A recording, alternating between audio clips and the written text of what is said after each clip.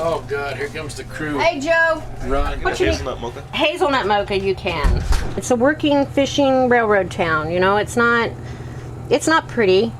We see the beauty. We see the mountains, the water, the glaciers, and I get so tickled when tourists come up because they don't understand a lot.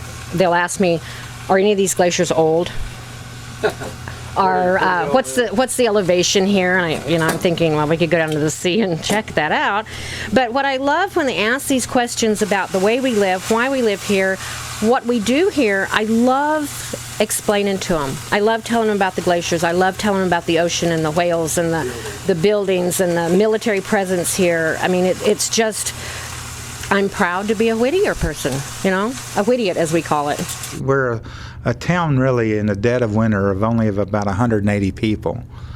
Yet we had almost 700,000 people come through Whittier last year. We have no single-family housing out here, so we do have the one tall building, the Baggish Towers, locally known as the BTI. And, for all intents and purposes, when you're down to about 180 people in the dead of winter, really and truly it's almost like one big, large, extended family. It's almost like living in a college dorm when you think about living in the Baggish Towers. It's not uncommon for to go down to the local post office, which is in the BTI, and you're dressed for work, and here's your neighbor that's still in her fuzzy house slippers and a house coat.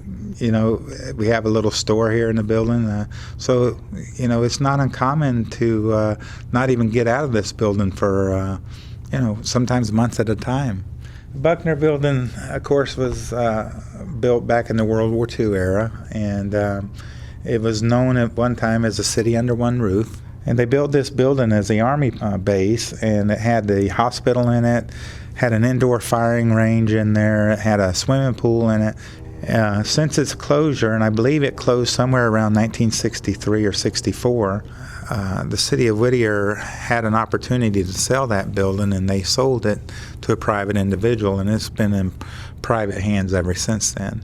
We do recognize that it is an eyesore, and it's full of asbestos and lead-based paint right now, so it's been estimated that it would cost about $3 to $4 million just to tear that building down right now. Oh, it's 3:30. Look at that.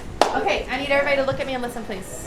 There's a lot of things that make Whittier School unique. Well, myself and our middle school teacher are probably the only teachers in the nation that live in the same building as all their students. Kids come by all hours, so the kids all know I'm on the 4th floor, and if they need help, then they need to come by and get it. I get to teach these kids who I know I'm making a more long-term impact on, and I love that. And it's scary too, because I am pretty much their only teacher. I mean, it's difficult to live here as well.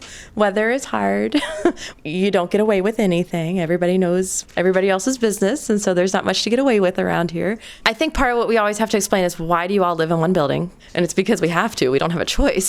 There's no place to build, So it's not like we choose to live like this. And then a lot of people just go, why?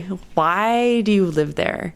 And I tell people all the time, because I love the school, I love my job, and I like small towns.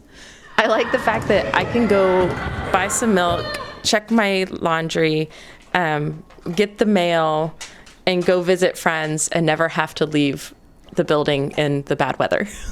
That's awesome. On a nice day, when the sun is shining and the wind is not blowing, even when it's snowing, it is the most beautiful place on the planet. And I look up at the glaciers and I look out on the sound and I go, I am so lucky to live here.